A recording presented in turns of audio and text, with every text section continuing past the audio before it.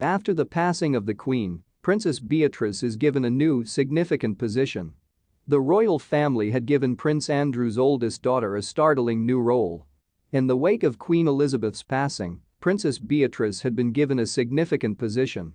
The eldest daughter of Prince Andrew and Sarah Ferguson is now a Counsellor of State, meaning she can fill in for King Charles III and perform his royal duties if needed. In the case that the monarch is unwell or away on official business, the title holder is able to temporarily carry out sovereign duties under this arrangement. Princes Charles, Andrew, William, and Harry all served in that capacity before the Queen passed away. Princess Beatrice is currently fourth in line for those who are 21 or older, but 10th overall after Charles became king. This does not apply to Camilla, the Queen's wife, who has the authority to lead in his place. Beatrice will have the authority to perform the majority of the sovereign's formal duties in her new position as Counsellor of State, if necessary.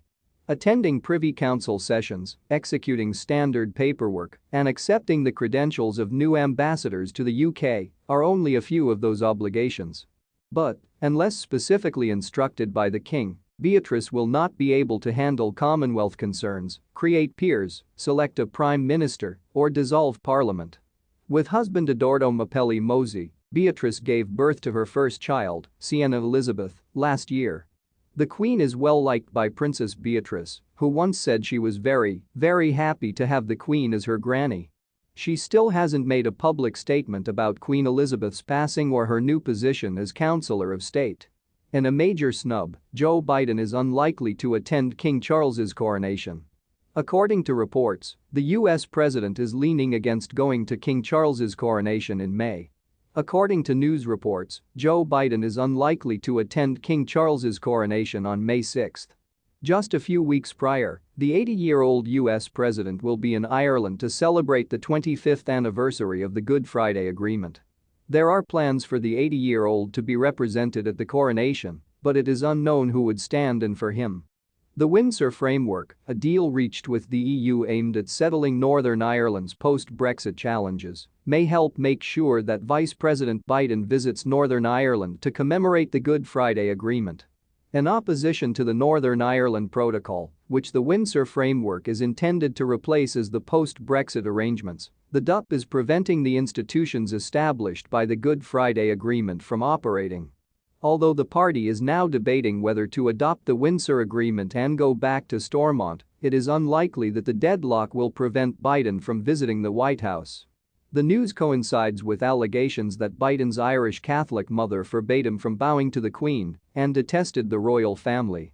"When I informed my mother I was going to see the Queen of England, the first thing she said was, 'Don't you bow down to her,'" Biden recalled in his autobiography, Promises to Keep.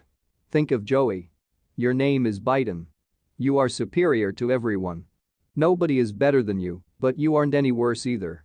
In September 2022, Biden traveled to the UK for Queen Elizabeth II's burial.